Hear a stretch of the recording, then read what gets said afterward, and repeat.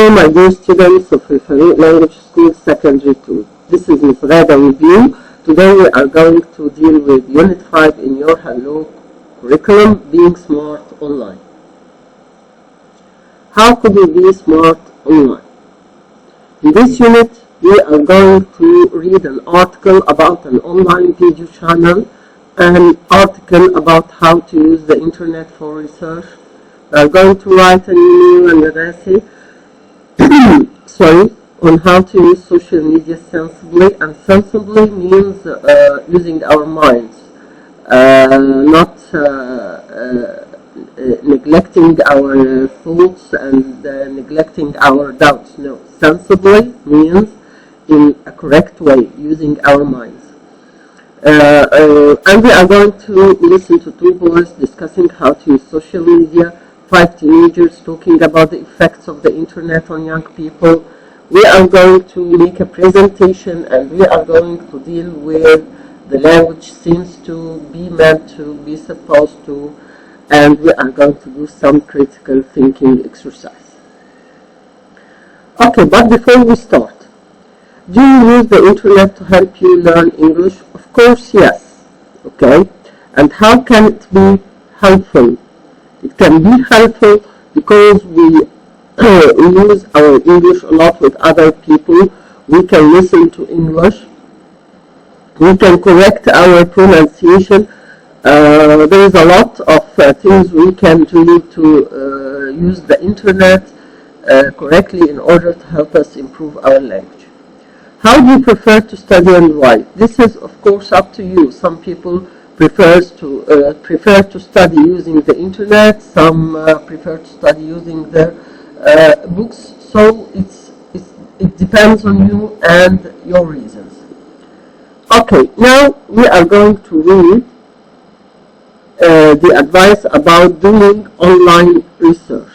And we say do research. We usually use the verb do with research. And research could be accountable and uncountable now. It is both. Doing research online. Your teacher has given you a homework task. Where do you start your research? The internet is very useful with lots of information, but how do you avoid spending hours reading unhelpful websites? Read on to find out how to use the internet effectively or cleverly. Of course, sometimes when we are searching for a specific topic, we find unhelpful websites. We can find websites that speaks about nonsense and away from the specific topic that we want to use.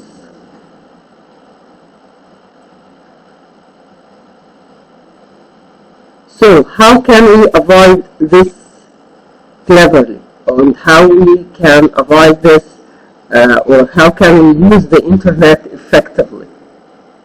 First of all, look for websites by people, companies, or universities who have experience in our knowledge of topic you are searching.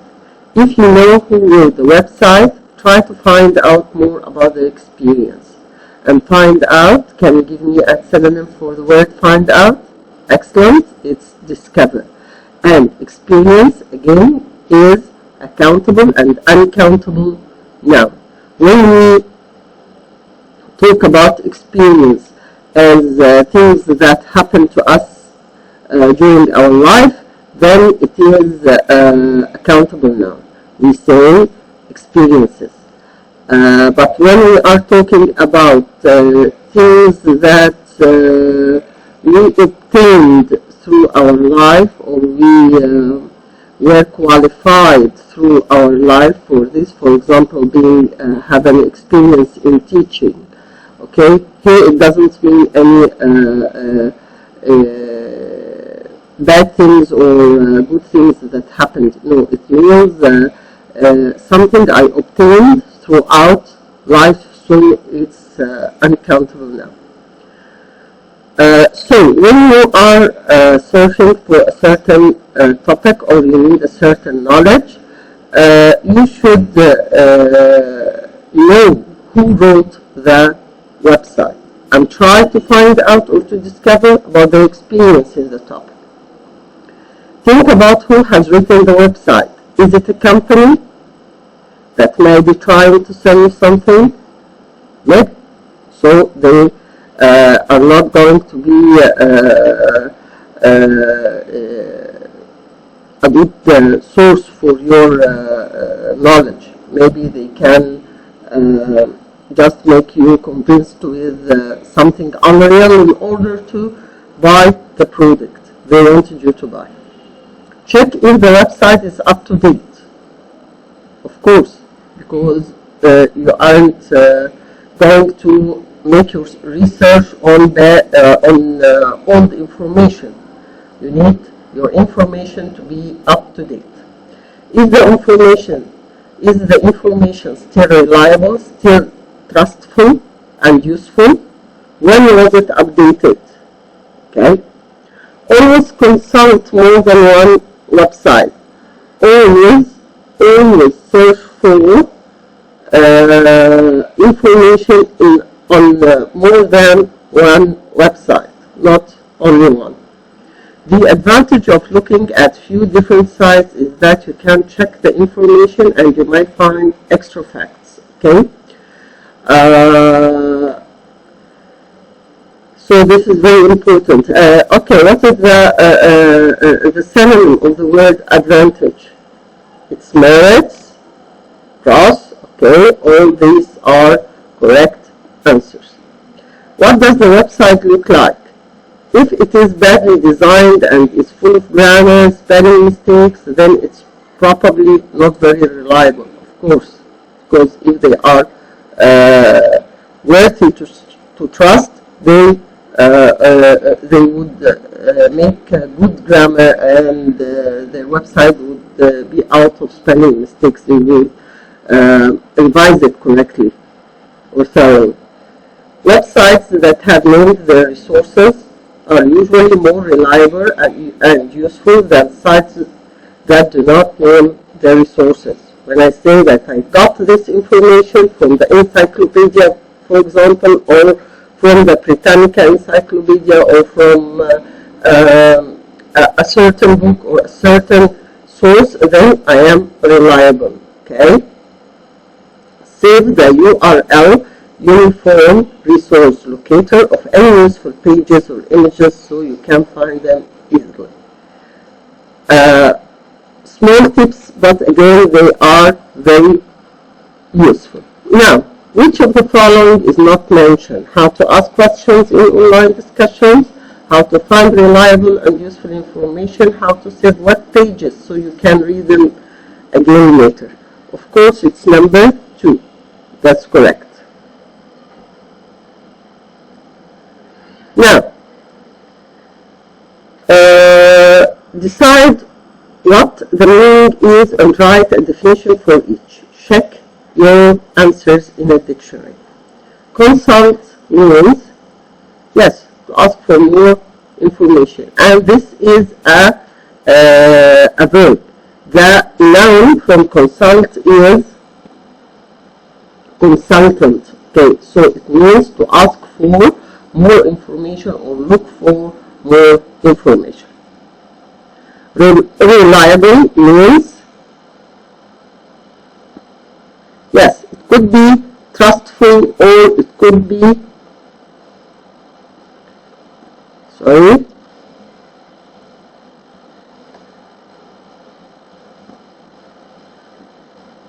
likely to be correct. That's correct. Okay, likely to be correct or trustful. Okay, can trust it. Up to date or update means to make everything or to supply everything with the latest information.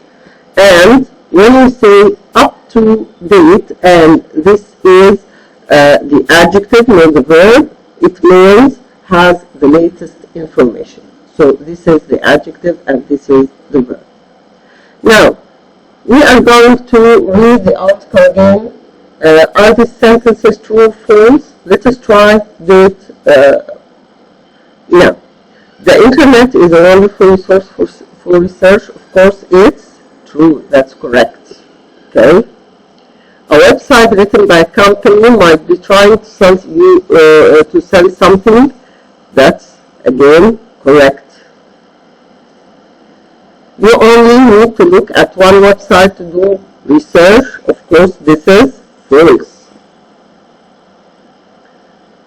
It is not important if a website has spelling and grammar mistakes. Again, it's false. Why false? Because if it doesn't care for the grammar and the spelling mistakes, they won't care for the results. So they are probably not very reliable.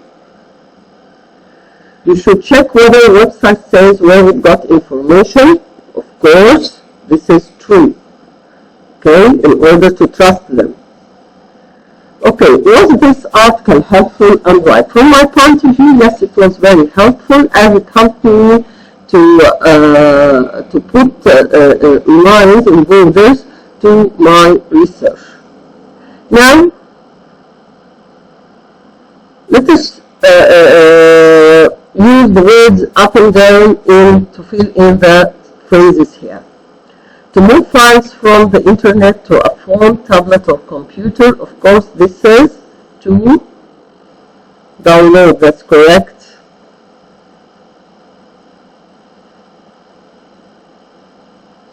To improve or make more efficient is to upgrade. To make something more modern and relevant by adding new information is to update. To move files from a computer, phone, or camera to the internet is to upload.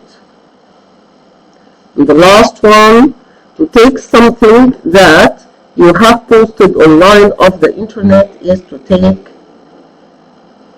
down. Okay, let's check. Good. Now, if you are going to write an email to a friend, is it going to be the same as you are going to write to someone you don't know? If you are going to write an email for a company? Of course not. There's going to be a lot of differences. But what differences are we talking about? Are we talking about the tone, how you start and end each email, the grammar and punctuation? From my point of view, all of them goes. Okay? An email to a friend will have a more informal tone with contradictions, abbreviations, and maybe emojis. Of course, you are not going to talk with your friend with sir, excuse me. No, okay? It's your friend, so you are going to be more familiar with him. There may be more exclamation mark. It can start with dear or hi, hello, and finish with love from, see you soon, take care. An email to someone you don't know will be more formal, longer sentences, more complex grammar, and clear punctuation. It will start with dear Miss, Mr. or Miss, and finish with I look forward to hearing from you, best regards or kind regards, and etc. You have to be formal, you have to be polite with someone you don't know. Okay, let us read this email from your friend. Then write an email in response explaining how you can research effectively.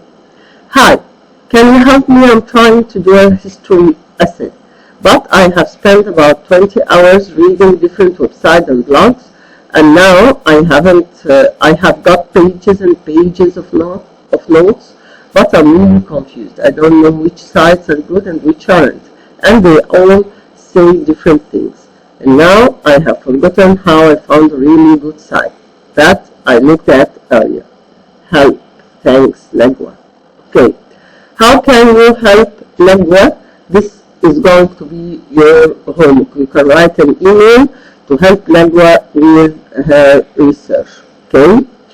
And another homework you are going to be asked to do is to do research online, to find 3 useful websites about Egyptian history, 3 useful websites about English grammar, 3 useful websites about science and technology. Just find the websites. Don't make the research. Thank you for now until I meet you again. Wish you all luck.